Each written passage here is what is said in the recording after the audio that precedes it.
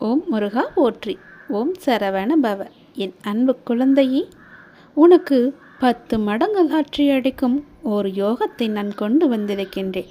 அப்படி உனக்கு லாட்ரி அடிக்கும்போது உனக்கு தேவையான பணத்தை எல்லாம் நீயே எடுத்துக்கொள். உன்னுடைய கஜானா நிரம்பி வழியும்படி உனக்கு ஒரு நல்ல வாய்ப்பு தரப்போகிறேன். ஏனென்றால் என்னுடைய கஜானா கதவு திறந்திருக்கிறது, நிரம்பி வழிகின்றது. உனக்கு தேவையானது எதுவோ அதையெல்லாம் நீயே எடுத்துக்கொள். ஏதாவது ரூபத்தில் நானே உனக்கு வந்து உதவப் போகின்றேன். உன் தேவைகளை நிறைவேற்றப் போகிறேன். அனைத்தையும் நானே நடத்துகின்றேன் என்று திடமாக நீ நம்பு. எனக்கு நானாகவே செய்கிறேன் என்ற எண்ணத்தை நீ வரவிடாதே. நான் உனக்கு துணையாக இருப்பேன். நீ நடக்கும் பாதையில் முட்கள் இருந்தால் அதை நானே உனக்கு முன்பாகவே சென்று களைத்து விடுகின்றேன். நான் உன்னுடைய வந்து கொண்டிருக்கின்றேன். உன் பின்னால் நான் வந்து கொண்டே இருக்கிறேன். உனக்கு முன்னால் சென்று உன் கால்களை குத்தும் முட்களை நானே எடுத்து விடுகின்றேன். கவலையே படாதே. உனக்கு உதவ ஏதாவது ஒரு ரூபத்தில் உன் அருகில் நான் இருப்பேன். நீ எதற்கும் பயப்படக்கூடாது. உன்னுடைய தேவைகள் எது என்று நீ கருதுகின்றாயோ அதை எல்லாவற்றையுமே நானே நிறைவேற்றி தருகிறேன். நீ செய்ய வேண்டியது எல்லாம் நீ நல்லதையே நினைப்பது மட்டுமே. நல்லதை மட்டுமே செய்ய வேண்டியது. உனக்கு தீமை வந்தாலும் நீ செய்த நன்மை நிச்சயம் உன்னை காப்பாற்றும். அதனால் எப்பொழுதெல்லாம் உனக்கு நேரம் கிடைக்கின்றதோ அப்போதெல்லாம் உன்னால் முடிந்த உதவிகளை, சிறு சிறு உதவிகளை மற்றவர்களுக்கு செய்து வா. அவர்களால் முடியாது, இயலாதவர்களாக பார்த்து நீ உதவி செய். நிச்சயம் உனக்கு பல நன்மைகள் காத்திருக்கும். உன்னுடைய கர்மாக்கள் எல்லாம் ஒழிந்துவிடும். உனக்கு புண்ணியங்கள் சேர்ந்து கொண்டே இருக்கும். உன்னை பற்றி பிறர் நல்லவிதமாகத்தான் நினைக்க வேண்டும் என்பதை நீ விரும்பக்கூடாது. உன்னுடைய இயல்பு எது என்றோ அப்படியே நீ இரு. உன்னுடைய இயல்பிலிருந்து மாறாமல் இரு. படைத்தவன் எனக்கு தெரியும் நீ சிறந்தவன் என்று. நான் உன்னை எப்படி படைத்தேனோ அப்படியே இரு. யாருக்காகவும் உன்னை நீ மாற்றிக்கொள்ள விரும்பாதே. யாருக்காகவும் நீ மாற்றிக்கொள்ள கூடவும் கூடாது. உன்னுடைய அப்பாவின் கட்டளை இது. நன்றாக வாழ்ந்தவன் கெட்டதும் இல்லை, துயரங்கள் எதுவும் நிரந்தரமும் இல்லை. அதனால் உன்னுடைய கஷ்டங்கள், இன்றைய கஷ்டங்கள் நாளையே இன்பமாக மாறும். அதனால் அதை நீ பெரிதாக எடுத்துக்கொண்டு இன்றைய இன்பத்தை நீ தொலைத்து விடாதே. எதுவரை போகட்டுமோ போகட்டும், உனக்கு நான் இருக்கின்றேன். மனம் தளராதே. அனைத்துமே ஒரு நாள் முடிவுக்கு வந்து சேரும். பிரச்சனை என்று இருந்தால் அதற்கு ஒரு தீர்வு என்று இருக்கும் அல்லவா? பயப்படாதே. எல்லாவற்றையும் உருவாக்கியவன் நான் தான். நான் பார்த்து கொள்கிறேன். எதிலும் பொறுமை, எங்கும் பொறுமை. உன்னிடத்தில் அனைத்து நல்ல பண்புகளையும் நான் கொடுப்பேன். உன்னுடைய கர்ம பலனை நான் கழித்து வருவதால் உனக்கு எல்லாமே தாமதமாகிறது. நம்பிக்கையை மட்டும் கைவிட்டு விடாதே. என்னை நம்பு. யார் விட்டாலும் நான் உன்னை கைவிடவே மாட்டேன். உன்னுடைய எண்ணங்களும் உணர்வுகளும் சிந்தனைகளும் செயல்களும் நம்மை சுற்றி இருக்கும் மனிதர்களுக்கு நல்லது மட்டுமே நினைக்கும், நல்லது மட்டுமே செய்யும் எனில் நீ என்னை தேட வேண்டிய அவசியமே இல்லை. நீ நல்லது செய்வாய் என்றால் நான் உன்னை தேடி நானே வருகிறேன். நீ என்னை தேட வேண்டிய அவசியமே இல்லை. அதனால் எப்போதும் உனக்குள்ளேயும் உன்னிடமும் நல்லது செய்ய வேண்டும் என்ற எண்ணம் உனக்குள்ளே எப்பொழுதும் இருந்து கொண்டே இருக்க வேண்டும். மனதில் தேவையற்ற எண்ணங்களுக்கு எப்பொழுதும் நீ இடம் கொடுக்காதே. உன் எண்ணங்களை என்னிடம் செலுத்திவிட்டு உன் கடமைகளை மட்டும் நீ செய். உன் செயல்களுக்கு நானே பொறுப்பெடுத்துக் கொள்கின்றேன். உன்னுடைய பல பிரச்சனைகளுக்கு உடனடி தீர்வு வேண்டும் என்று என்னிடம் கேட்கின்றாய். அதற்கு நான் ஒரு வழி சொல்லவா? நான் சொல்வதை நீ ஏற்றுக்கொள்வாய் என்று நம்புகிறேன். அதற்கு உடனடி தீர்வு என்றால் மறதிதான். நல்லதோ கெட்டதோ எதுவாக இருந்தாலும் நடந்து முடிந்து விட்டது. அதை அனுபவித்து தீர்த்த பின் அதை நாம் மறந்து விட வேண்டும். எதுவும் நடக்காதது போல இருந்து கொண்டு புதிய ஒன்றை நாம் தேட வேண்டும். அந்த புதிய ஒன்று நம்முடைய ஆனந்தத்திற்கு நம்மை அழைத்து செல்வதாக இருக்க வேண்டியது அவசியம். அதை நீ மறந்துவிடக்கூடாது. நடந்து முடிந்ததை நினைத்து நீ வருத்தப்படவும் கூடாது. நம்மை விட்டு போய்விட்டதே என்று கவலைப்படவும் கூடாது. நிறைய விஷயங்களில் மறதி இல்லாததால் தான் நிம்மதி என்ற உணர்வு நம்மிடம் இல்லாமலே போகின்றது. எதிர்பார்ப்பு என்ற ஒன்று தோன்றி நிம்மதியை குலைக்கின்றது. ஏமாற்றம் என்ற பாதிப்பு நிலை நம்மை திசை திருப்பி நிம்மதி என்ற உணர்வை பறித்து கொள்கின்றது. கோபம், பழிவாங்கும் எண்ணம் போன்றவற்றை அது தானாகவே தூண்டிவிடும். இவற்றையெல்லாம் தவிர்க்க வேண்டுமானால் நான் சொல்வது ஒன்றே ஒன்றுதான்.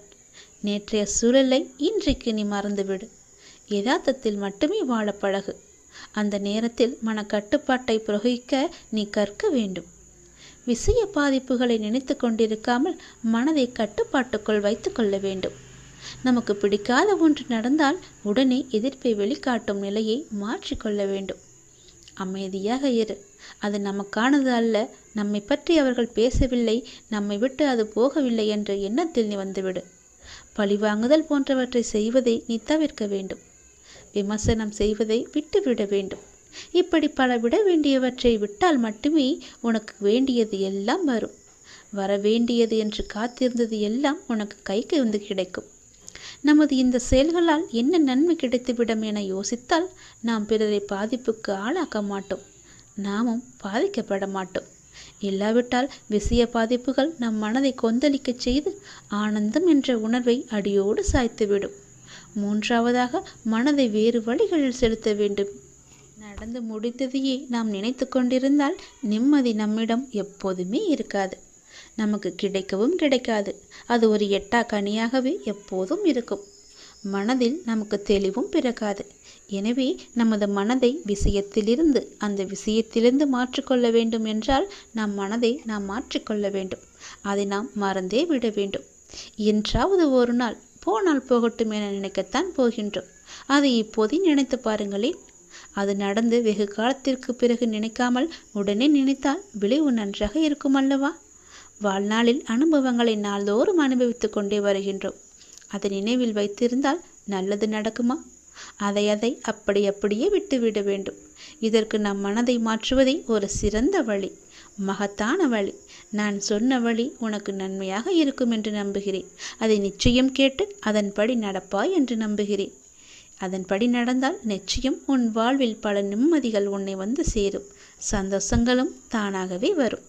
நிம்மதிக்கான வழியை நான் காமித்து விட்டேன். அந்த வழியில் போவதும் போவாமல் இருப்பதும் உன்னுடைய கையில் தான் இருக்கிறது, உன்னுடைய மனதில் தான் இருக்கிறது. எப்படி போக வேண்டுமோ போய்க்கொள். நான் சொல்வதை உன்னிடம் சொல்லிவிட்டேன். பிறகு உன் இஷ்டம்தான். உன்னுடைய வாழ்க்கையின் அடுத்த கட்டம் ஆரம்பமாகிவிட்டது. இது மகிழ்ச்சியாக உனக்கு பிடித்த மாதிரி நான் தருகிறேன். நீ எதை வேண்டி என்னிடம் வந்தாயோ அது வரும் அமாவாசைக்குள் உன்னை வந்து சேரும். நீ மகிழ்ச்சியாகவே இருப்பாய். இது சத்தியம். இது என்னுடைய சத்திய வாக்கு. கர்மங்களை எல்லாம் குறைத்து கொள்ள ஒரு எளிய வழி சொல்கிறேன். அதை நீ தைரியமாக அனுப்புவது மட்டுமே.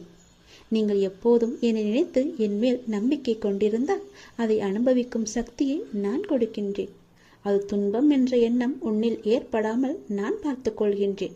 உனக்கு நல்லது நடக்கும்படி நான் அதை செய்கின்றேன். நீ முதலில் பொறாமை என்கின்ற வேண்டாத குணத்தை பொறுத்தவரை நமக்கு எந்த லாபமோ நஷ்டமோ கிடையாது என்பதை நீ அறிந்து கொள்ள வேண்டும். பொறாமை என்பது இன்னொருவருக்கு கிட்டியிருக்கும் லாபமோ அல்லது வளம் கண்டு நமக்கு தாழாமல் ஏற்படும் எண்ணம்தான். வேறு ஒருவருக்கு ஒரு அதிர்ஷ்டமோ செல்வாக்கோ கிட்டிவிட்டால் நம்மால் அதை சகித்து கொள்ள முடியாமல் அவதூறாக பேசுகின்றோம். அவருக்கு நஷ்டம் ஏற்பட்டுவிட்டால் மகிழ்ச்சியும் அடைகின்றோம். இது நல்லதா? அந்த மனிதனின் வளம் பெற்றால் நமக்கு என்ன நஷ்டம் ஏற்பட்டுவிடப் போகிறது? ஆனால் ஜனங்கள் இப்படி சிந்திப்பதில்லையே. அவனுக்கு நலம் கிட்டினால் நாமும் மகிழ்வோம். நமக்கும் நலம் கிட்டியது, நாமும் பாக்கியசாலிகள் என எண்ணுவோமே. அதே நலம் நாமும் பெறுவோம். பெறுவதற்கு முயற்சி செய்து கொண்டே இருப்போம். அதுவே நமது விருப்பமும் தீர்மானமாக இருக்கும் வரை அந்த லட்சியத்தை எளிதாகவே அடைந்து விடலாம். நம்மிடமிருந்து அவன் எதையும் எடுத்து செல்லவில்லையே, ஒன்றும் கிடையாதே. அவனுடைய கர்மாவின் பலனாக அவன் வளம் பெற்றான். அப்படி இருக்க அதை கண்டு நாம் ஏன் பொறாமைப்பட வேண்டும்? ஆகவே முதலில் பொறாமையை வென்று விட வேண்டும். அதை தூக்கி எறிந்து விடு. உனக்கு நெய்ய வேண்டியதை நான் செய்கிறேன். உன் வாழ்வின் அடுத்த கட்டம் இந்த நொடி முதல் ஆரம்பமாகிவிட்டது. அமாவாசைக்கு பிறகு உனக்கு எல்லாமே நல்லதாகவே நடக்கும். உனக்கு இப்போது நன்றாக புரிந்திருக்கும். இதுவரை கடினமாக இருந்த முதல் பாகம் இப்போது மகிழ்ச்சியான இரண்டாம் பாகமாக மாறுவதற்கான அறிகுறிகளை நீ உணர்ந்திருப்பாய். அப்படி நீ உணரவில்லை என்றால் நீ வரும் நாட்களில் கண்டிப்பாகவே உணர்வாய். உன் வாழ்வின் அடுத்த கட்டம் மகிழ்வானதாகவே உனக்கு பிடித்த மாதிரியே இருக்கும். நானே அதற்கு பொறுப்பு. உன்னுடைய வாழ்க்கை முடிந்து போகவில்லை. உன் அமாவாசைக்கு பிறகுதான் உன்னுடைய வாழ்க்கையே ஆரம்பிக்கப் போகிறது. அந்த இனிதான வாழ்க்கையை வாழ, நீ சந்தோஷமாக வாழ, நீ நிம்மதியாக வாழ அதை நான் தயார்படுத்தி கொண்டிருக்கின்றேன். வரும் தை அமாவாசையன்று அது உன் கையில் கிடைக்கும்படி நான் செய்து தருகிறேன். கண்டிப்பாகவே அதில் பல நல்ல நல்ல மகிழ்ச்சியான சந்தோஷங்களை எல்லாம் நான் வைத்திருக்கின்றேன். அதை அனுபவிக்க நீ எப்போதும் போல தயாராக இரு. உனக்கு வெற்றி கிடைக்கும் நேரம் வந்துவிட்டது. மனம் தளராது. நீ உயரமாக வளர்ந்து ஜோதியை போல ஜொலிக்கப் போகிறாய். சந்தோஷமாக இரு. எனது கருவூலம் உனக்காகவே நிறைந்து இருக்கிறது. எவனுக்கும் அவன் விரும்புவதை நான் அளிக்க முடியும். ஆனால் நான் கொடுப்பதை பெற்றுக்கொள்ளும் தகுதி அவனுக்கு இருக்கிறதா என்பதை நான் கவனிக்க வேண்டும்.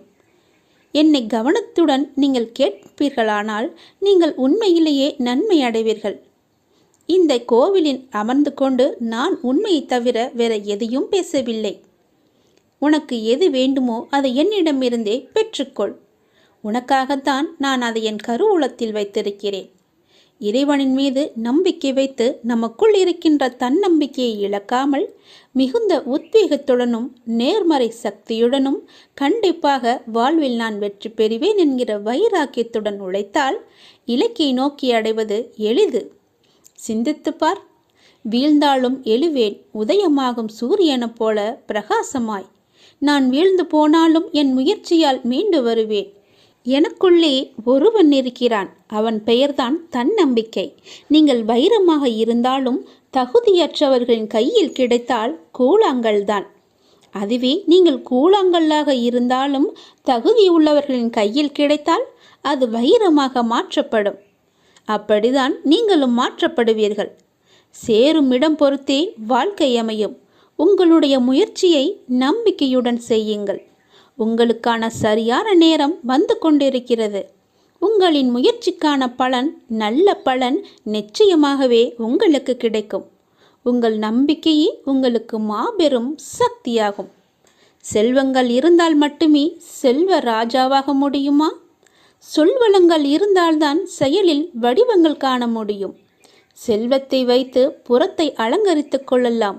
அகத்தை நீங்கள் சொல்வதையெல்லாம் நல்லதாகவே சொல்லுங்கள். செல்வதை பார்த்து பின்னே படை வர வேண்டும். நேரமும் வாய்ப்பும் எல்லோருக்கும் எப்பொழுதும் இருந்து கொண்டேதான் இருக்கின்றன. முயற்சி எடுப்பவர்கள் மட்டுமே தாங்கள் நினைத்ததை அடைகின்றனர். தடைகளையே உற்று பார்த்து கொண்டிருக்காதீர். அதனால் உங்களால் எதையுமே செய்ய முடியாமல் கூட போகலாம்.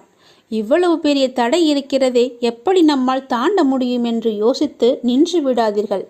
அதற்கான முயற்சியை செய்யுங்கள். குறிக்கோளை உற்று பாருங்கள். தடைகள் எல்லாமே மறைந்துவிடும். உத்வேகம் தானாக வரும். வாழ்க்கை குத்துச்சண்டை போன்றது. விழுந்தபோது தோல்வி அறிவிக்கப்படுவதில்லை. இயலாத பொழுதுதான் தோல்வி அறிவிக்கப்படுகிறது என்பதை நீங்கள் மறந்து விடாதீர்கள். கீழே விழுந்ததும் அதற்கு என்று கூட ஒரு நேரம் இருக்கிறது. விழுந்தாலும் மீண்டும் எழுங்கள். வெற்றி உங்களுக்கு நிச்சயமாகவே கிடைக்கும். வெற்றி என்பது நிச்சயம் உங்களுக்குத்தான் என்று தன்னம்பிக்கையோடு செயல்படுங்கள். உன்னை தேடி ஒரு நல்ல செய்தி விரைவிலேயே வரும். உன்னுடைய உள்ளமும் இல்லமும் மகிழ்ச்சியடையும். இந்த அப்பாவின் வாக்கு தவறுவதே கிடையாது. ஐயனே, கண் திறந்து பாரப்பா. வாழ்வின் ஒவ்வொரு கணமும் உன்னையே நினைக்கின்றேன். என் கால்கள் உங்களுடன் நடக்க வந்தது. என் கண்கள் உன்னை காணவே கிடைத்தது. இந்த பிறவியிலேயே உனக்காக உண்டானது. இறைவா, என் உடலில் ஒரு சொட்டு உதிரம் இருக்கும் வரையிலும் உன்னை காணும் வரம் வேண்டும். அருள் புரிவாய் அப்பாவே. ஆபத் பாந்தவனே, இன்பம் தருபவனே, ஈகை அளிப்பவனே, ஊழ்வினையை அளிப்பவனே, நீங்களே எங்களை பார்த்து கொள்ளுங்கள் அப்பா என்று அவரிடம் நீங்கள் சரணடைந்து விடுங்கள். நான் ஒவ்வொரு மனிதனிடமும் பேசிக்கொண்டிருக்கிறேன். அவர்கள்தான் என்னை அறிந்து கொள்ள முடியாமல் தவித்து கொண்டிருக்கின்றனர். எப்பொழுதுமே பேசிக்கொண்டேதான் இருப்பேன். நான் யாரிடம் பேசினேன் என்பது அல்ல கேள்வி. யார் யாரெல்லாம் நான் பேசியதை கவனித்தார்கள் என்பதுதான் என்னுடைய கேள்வி. நீங்கள் என் பேச்சை கவனித்தீர்களா? இல்லை இந்த காதில் வாங்கி அந்த காதில் விட்டீர்களா என்று நீங்களே கொஞ்சம் யோசித்து பாருங்கள். என் பேச்சை கேட்டிருந்தால் இப்படி இன்று இது ஆகியிருக்காது. உங்களோடு தொடர்பு கொள்ள இந்த பரந்த அண்டம் இந்த பிரபஞ்சம் முழுவதுமே நான் இயங்கிக் கொண்டிருக்கிறேன். ஆகவே இனிமேலாவது நான் பேசுவதை கவனமாக கேளுங்கள். போகிற போக்கில் நீங்கள் போக வேண்டாம். வாழ்க்கையில் கவலைகள் நிரம்பி துவண்டுவிடும் தருணத்தில் உன்னுடன் யாரும் இல்லையே என நினைத்து நீ கலங்காதே. யார் இல்லாவிட்டாலும் என்ன, உன்னை படைத்த உன் சிவன் சாய்ராம் உன்னுடன் இருக்கிறான் என்பதை நினைத்து நீ மகிழ்ச்சி கொள்.